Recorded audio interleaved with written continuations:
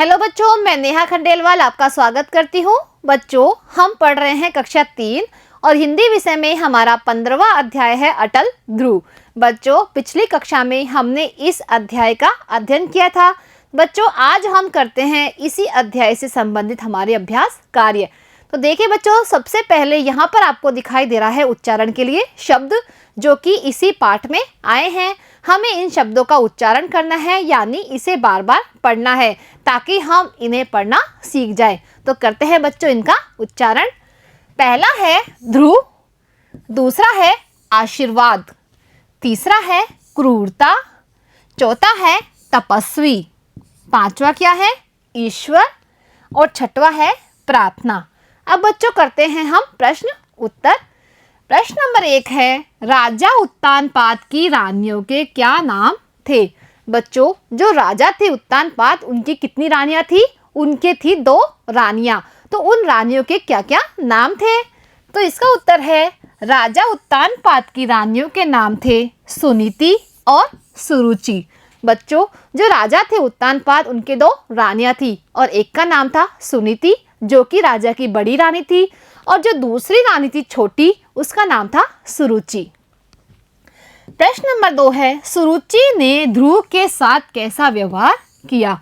बच्चों, जब राजा दरबार में बैठे हुए थे और उनकी गोदी में कौन खेल रहा था? उत्तम खेल रहा था, जो कि उसकी रानी सुरुचि का बेटा था। तो बच्चों, जो ध्रुव था वो भी राजा की गोदी में बैठने के लिए जिद करने लगा, यानी वह अपने पिताजी की गोदी में बैठना चाहता था। तो बच्चों, सुरुचि ने उसके साथ उस समय कैसा व्यवहार किया? तो इसका उत्तर है, सुरुचि ने ध्रुव के साथ क्रूरता का व्यवहार किया। जो सुरुचि थे वो उसके साथ बहुत क्रूरता से व्यवहार किया। उसने उसे राजा की गोदी से उतार दिया और उसे कहा कि तू जा और यहाँ से जाकर जंगल में जा और जंगल में जाकर भगवान का भजन कर, यहाँ पर तेरा कोई काम नहीं है। अब अगला प्रश्न है बच्चों, सुनीति किस बात से घबरा गई? बच्चों, जो ध्रुव था वह रोते रोते कहाँ गया? अपनी माता सुनीति के पास। तो बच्चों, उसकी माता क्यों घबरा गई? इसका उत्तर है, ध्रुव के सिसक सिसक कर रोने पर सुनीति घबरा गई। बच्चों, जो उसका बेटा था ध्रुव, वो बहुत सिसक सिसक कर रो रहा था, तो सुनीति उसे देखकर घबरा गई कि यह क्यों रो रहा है। अब बच्चों, यहाँ पर है प्रश्न नंबर 1। इसमें लिखा हुआ है और, तो, की, ये पर। ये बच्चों 4 शब्द यहाँ पर लिखे हुए हैं। इन शब्दों को लगाकर हमें वाक्य पूरे करने हैं। बच्चों, यहाँ पर कुछ वाक्य लिखे हुए हैं। इन वाक्यों में हमें इन शब्दों का उपयोग करना है ताकि ये पंक्तियाँ पूरी हो जाए। तो करते हैं बच्चों। क है, ईश्वर ने चाहा तेरी मनोकामना पूरी होगी। तो इसमें क्या आएगा? तो बच्चों, तो लगाने से यह पंक्ति पूरी होती है। ईश्वर ने चाहा तो तेरी मनोकामना पूरी होगी। अब ख देखते हैं, तपस्वी ने ध्रुव को हट छोड़ने को कहा, वह टस से मस नहीं हुआ। इन दोनों को जोड़ने के लिए हम क्या लगाएंगे? यहाँ लगाएंगे हम पर। बच्चों, पर लगाने से ये दोनों पंक्तियाँ जुड़ जाएगी। तपस्वी ने ध्रुव को हट छोड़ने को कहा, पर वह टस से मस नहीं हुआ। अब है ग, ध्रुव दौड़ता हुआ गया, राजा की गोद में बैठ गया। बच्चों, ये दोनों पंक्तियां हैं। इन दोनों पंक्तियों को जोड़ने के लिए हम कौन सा शब्द लगाएंगे? और लगाने से बच्चों यह दोनों पंक्तियां जुड़ जाएगी। अब इसे पढ़ते हैं। ध्रुव दौड़ता हुआ गया और राजा की गोद में बैठ गया। अब है घ, सुरुचि ने कहा, अपने पिता का प्रेम पाने के लिए तुझे दूसरा जन्म लेना पड़ेगा। तो इसको जोड़ने के लिए हम लगाएंगे की लगाने से बच्चों ये दोनों पंक्तियां जुड़ गई है। सुरुचि ने कहा कि अपने पिता का प्रेम पाने के लिए तुझे दूसरा जन्म लेना पड़ेगा। अब करते हैं बच्चों अगला प्रश्न। प्रश्न नंबर 2 है, सही शब्द चुनकर वाक्य पूरे करें। बच्चों, यहाँ पर कुछ वाक्य लिखे गए हैं और इन वाक्यों में हम इन दोनों शब्दों में से जो सही शब्द है उन्हें चुनकर यहाँ भरना है, जिससे कि यह वाक्य पूरा हो जाए। तो करते हैं बच्चों। क, राजा उत्तानपाद राजा थे। कैसे राजा थे वो? महाप्रतापी या अत्याचारी? तो बच्चों यहाँ आएगा महाप्रतापी। तो बच्चों यह वाक्य पूरा होता है, राजा उत्तानपाद महाप्रतापी राजा थे। अब ख, सुनीति के पुत्र का नाम था उत्तम या ध्रुव। बच्चों सुनीति के पुत्र का नाम क्या था? उसका नाम था ध्रुव। अब बच्चों यह वाक्य पूरा हो गया है, सुनीति के पुत्र का नाम ध्रुव था। अब है ग, ध्रुव तपस्या करने गया। ध्रुव था वो तपस्या करने कहाँ गया था? जंगल में गया था या फिर मंदिर में? तो बच्चों इसमें आएगा जंगल, क्योंकि ध्रुव था वो जंगल में तपस्या करने के लिए गया था। अब करते हैं बच्चों घ, ईश्वर ने उसकी से प्रसन्न हो वरदान दिया। जो ईश्वर था उसने ध्रुव की किससे प्रसन्न होकर उसे वरदान दिया था?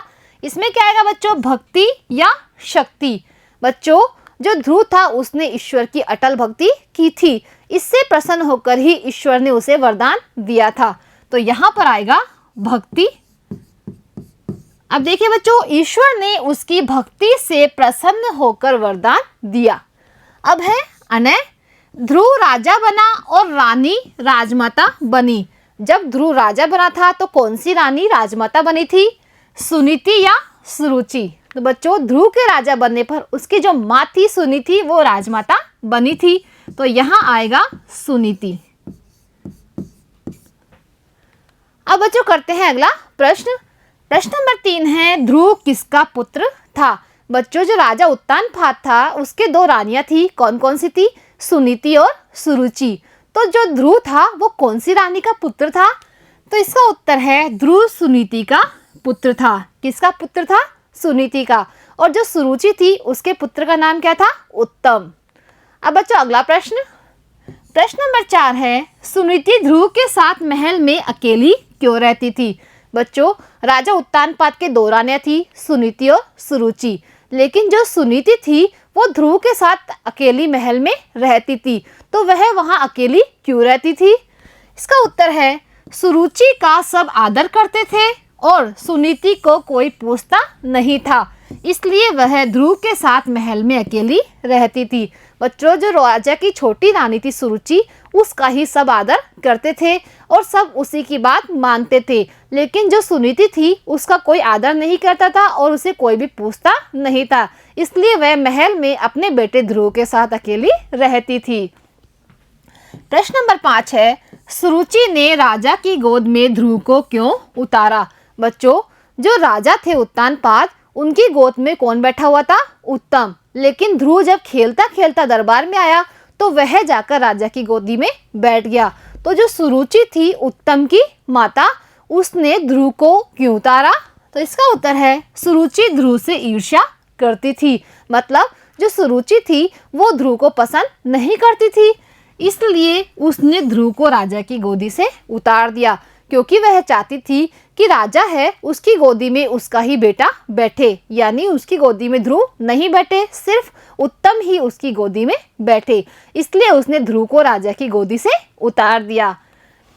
प्रश्न नंबर 6 है, ध्रुव को जंगल में क्यों जाना पड़ा? बच्चों जो ध्रुव था वह जंगल में गया और वह जंगल में जाकर ईश्वर की भक्ति करने लगा, तो उसे जंगल में क्यों जाना पड़ा? तो इसका उत्तर है ध्रुव को माता सुरुचि के कठोर शब्द सुनकर तपस्या करने और ईश्वर का वरदान पाने के लिए जंगल में जाना पड़ा। बच्चों जब दरबार में सुरुचि ने ध्रुव को राजा की गोदी से उतार दिया और उसे कठोर शब्दों में कहा कि इस जन्म में तो तू राजा की गोदी में नहीं बैठ सकता, इसको सुनकर वह जंगल में गया ताकि वह ईश्वर की भक्ति कर पाए और ईश्वर से वरदान ले पाए। अब बच्चों यहाँ पर है प्रश्न नंबर 7, ध्रुव ने ईश्वर की भक्ति कैसे की? बच्चों जो ध्रुव था वह जंगल में गया और ईश्वर की भक्ति करने लगा, तो बच्चों उसने जंगल में ईश्वर की भक्ति किस प्रकार की? तो इसका उत्तर है ध्रुव ने पहले कंदमूल फल खाकर, सबसे पहले तो उसने कंदमूल और फल खाए, फिर पानी पीकर, अंत में निराहार रहकर ईश्वर की भक्ति की। बच्चों जो ध्रुव था वह जंगल में गया तो सबसे पहले तो वह कंदमूल फल खाता था, उसके बाद में उसने कंदमूल फल खाने छोड़ दिए और सिर्फ पानी पीना शुरू किया और उसके बाद में उसने सब कुछ खाना पीना छोड़कर निराहार रहकर भगवान की भक्ति की, यानी न उसने खाया और न पिया, बस निराहार ही रहता था। अब बच्चों यहाँ पर है भाषा की बात। अब देखते हैं बच्चों भाषा की बात में आज हम क्या करते हैं। यहाँ लिखा हुआ है निम्नलिखित शब्दों के जोड़े बनाएं। और बच्चों जोड़े कैसे बनाने हैं? जोड़े बनाने हैं हमें इनका लिंग परिवर्तन करना है। बच्चों लिंग कितने होते हैं? 2 होते हैं, स्त्रीलिंग और पुल्लिंग। यानी यहाँ पर जो शब्द दिए हुए हैं वो है पुल्लिंग शब्द, तो हमें इनका स्त्रीलिंग शब्दों में करना है परिवर्तन। जैसे नाना का क्या होता है स्त्रीलिंग? नानी। वैसे ही इन सभी का हमें स्त्रीलिंग बनाना है। तो करते हैं बच्चों। यहाँ क्या लिखा हुआ है? मौसा। तो मौसा का स्त्रीलिंग क्या बनेगा? मौसी। यहाँ लिखा हुआ है चाचा, और चाचा का स्त्रीलिंग क्या बनता है? चाची। यहाँ है मामा, और मामा का स्त्रीलिंग क्या होगा? मामी। यहाँ पर है राजा, और राजा का स्त्रीलिंग क्या होगा? रानी। तो देखिए बच्चों हमने पुल्लिंग शब्दों का यहाँ पर क्या बना दिया है? स्त्रीलिंग शब्द। अब बच्चों देखते हैं अगला प्रश्न क्या है। नए शब्द बनाइए। बच्चों जैसे यहाँ पर लिखा हुआ है चढ़, और चढ़ में अगर हमने जोड़ा है ना तो ये क्या बन गया है? चढ़ना। यानी ये क्या बन गई है? क्रिया। तो क्रिया क्या होती है बच्चों? जब किसी शब्द में किसी काम का होना या करना पता चलता है उसे कहते हैं क्रिया। बच्चों मूल शब्द है चढ़, उसमें अगर हम ना जोड़ देते हैं तो यह क्या बन गई है? चढ़ना। यानी यह हो गई है क्रिया, यानी कुछ काम हो रहा है। और क्या काम हो रहा है? यहाँ पर चढ़ने का काम हो रहा है। इसी तरह बच्चों यहाँ पर कुछ मूल शब्द दिए हुए हैं, इनका हमें क्रिया शब्दों में करना है रूपांतरण, यानी क्रिया शब्दों में इसे बदलना है। तो बच्चों इन मूल शब्दों में हम ना जोड़ेंगे और ना जोड़कर इन्हें बना देंगे क्रिया शब्द। करते हैं बच्चों। जैसे यहाँ है पढ़, पढ़ में अगर हम ना जोड़ते हैं तो क्या बन जाता है? पढ़ना। इसी तरह बच्चों सुन, सुन में हम जोड़ेंगे ना तो क्या बन जाएगा? सुनना। यहाँ है चल, और चल में अगर हम ना जोड़ते हैं तो क्या बन गया? चलना। यह है कर, और कर में ना जोड़ने पर क्या हो गया है? करना। तो बच्चों ये शब्द क्या हो गए हैं? क्रिया शब्द, जो कि मूल शब्द में ना जोड़ने से बने हैं। और बच्चों जो ना है वो क्या कहलाता है? किसी भी मूल शब्द के बाद में अगर हम कुछ जोड़ते हैं तो उसे कहते हैं प्रत्यय। यानी मूल शब्द में ना प्रत्यय जोड़ने पर बन गया है क्रिया शब्द। तो बच्चों आज हमारा यह अध्याय पूरा होता है। अब बच्चों मिलते हैं एक नए अध्याय के साथ अगली कक्षा में। आज के लिए इतना ही। धन्यवाद।